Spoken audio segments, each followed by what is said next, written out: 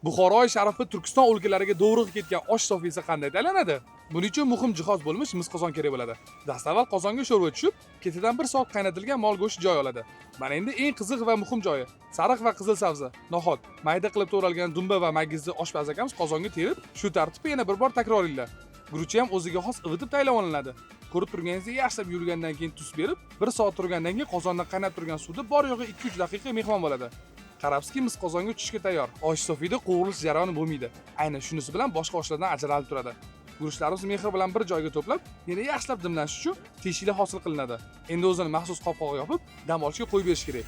Ma'lum vaqt o'tgach, guruchlarni ag'darib, yana dimlashimiz kerak. Keyingi ochilishda qizuv jarayoni guvohi bo'ldim.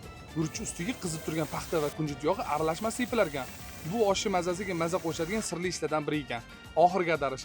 Guruchda to'liq bir tekis yetilish uchun yog'lar sepilib, kapkirlar o'ynatildi. Endi ustini yaxshilab bostirib qo'ysak bo'ldi. Qarabsizki, o'sha mashhur oshimiz tayyor. Va nihoyat men orzu qilib kutgan vaqt keldi. Mazasini ko'ramiz qanaqa ekan. Oshimiz yumshoqqina. Shu bilan birga guruchlar dirkilab turibdi. Boyiga kunjut yog'i mazasi elas-elas kelyapti. Menga yoqdi. Mabodo sizni ham yegingiz kelsa, bu joy Labzediy Komolon oshda joylashgan. Telegram kanalimga like tashlab qo'yaman.